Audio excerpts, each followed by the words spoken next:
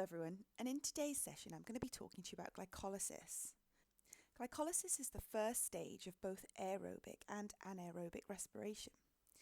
Glycolysis, unlike the other stages of respiration, occurs in the cytoplasm as opposed to occurring in the mitochondria, and the enzymes for glycolysis are coded for in the DNA of the nucleus, not in the DNA found in the mitochondria. As with so many things in science, glycolysis is a really complex process, and I might teach it to you in 5 or 10 minutes today, and we might take it for granted, all this knowledge that we have.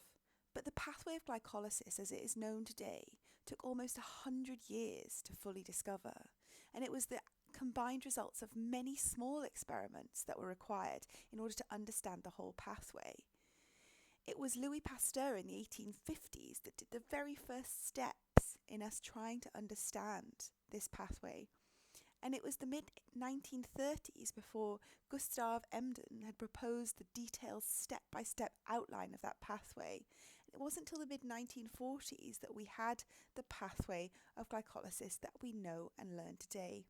That's pretty amazing, and we really do stand on the shoulders of giants, and I think it's really important that we always remember that. So just as a general overview, just to remind ourselves, there are 4 stages of respiration.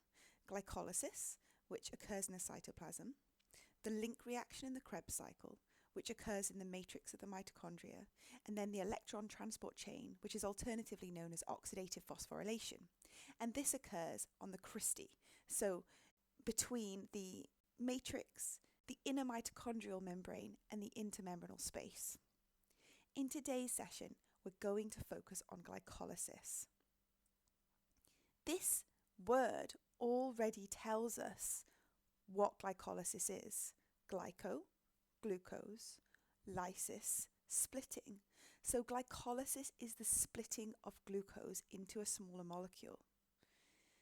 Let's just contextualize this whole process of respiration. We're going to take glucose.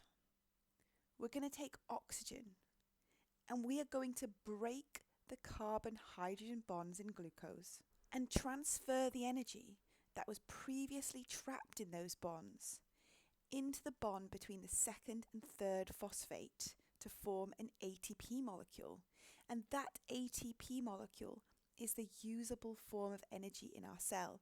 So even though when we look at glycolysis in isolation, it might not seem like it produces very much ATP at all. That's not the point.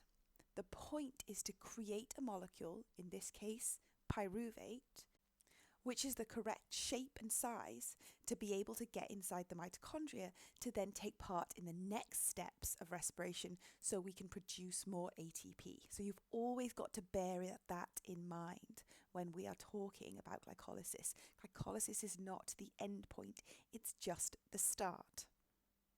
So let's look at this word, glycolysis. Glyco, sugar, lysis, splitting. Glycolysis is the splitting of sugar. Glycolysis is the catabolism, or the breakdown of sugar into 2 smaller molecules. So we know that glucose is a 6-carbon sugar, C6H12O6, and it is split up into 2 3-carbon sugars called pyruvate. As with many big endeavours, you need to put a little bit of energy in before you can get a lot of energy out. Glycolysis is split into 2 stages, the energy investing stage, the first half, and the energy harvesting stage, the second half.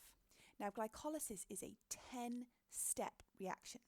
So there are 10 enzymes involved in the process of glycolysis, and there are 10 different parts of the reaction. We don't really need to worry about those. There are just some key things that you need to know.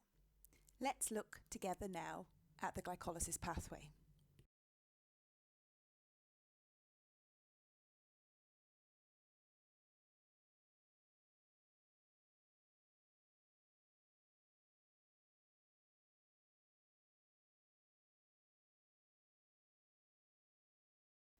So what you're seeing here is the first half of the glycolysis reaction, the first 5 steps that are known as the energy investing stage. Glucose first undergoes a phosphorylation reaction. ATP the energy carrier molecule of the cell, comes along and donates a phosphate molecule. When it does this, we say that the ATP molecule is dephosphorylated and the glucose is phosphorylated. So the glucose becomes glucose 6-phosphate. Don't worry about that 6. All that means is that the phosphate is attached to the 6th carbon on the glucose.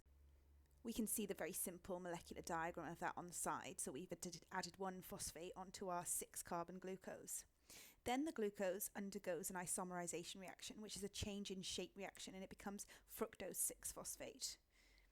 That fructose 6-phosphate then comes into contact with another ATP molecule, and again that ATP donates its phosphate to the fructose, and it becomes fructose 1,6-diphosphate.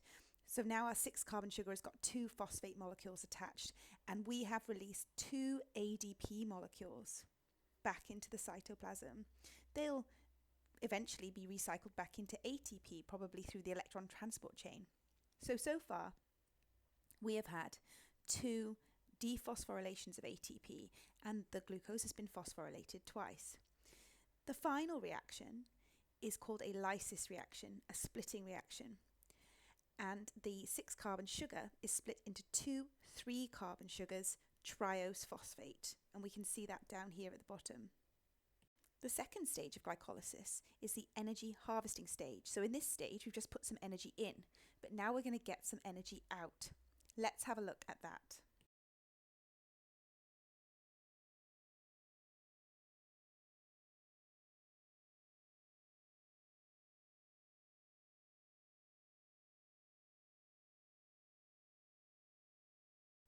We can see that in the second stage, triose phosphate is converted via a series of chemical reactions to the molecule pyruvate. So as we follow this down, we need to note that it's happening to both triose phosphates at the same time. So the first thing that we have happening is a reduction reaction, which is sometimes referred to as a dehydrogenation reaction.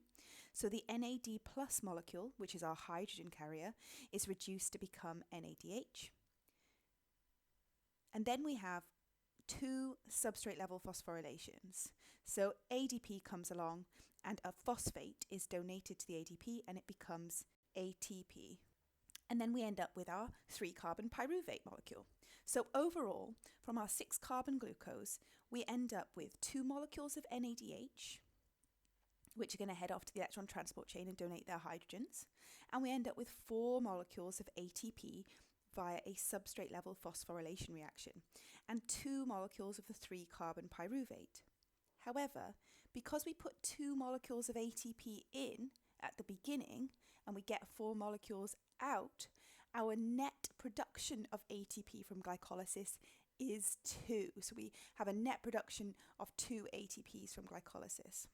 These pyruvates will now enter the mitochondria via facilitated diffusion. They're the exact correct shape and size to be complementary to a particular transport protein that will carry them across the membrane. And that's the reason glucose can't enter, because it's too big. It doesn't have a transport protein that will take it across.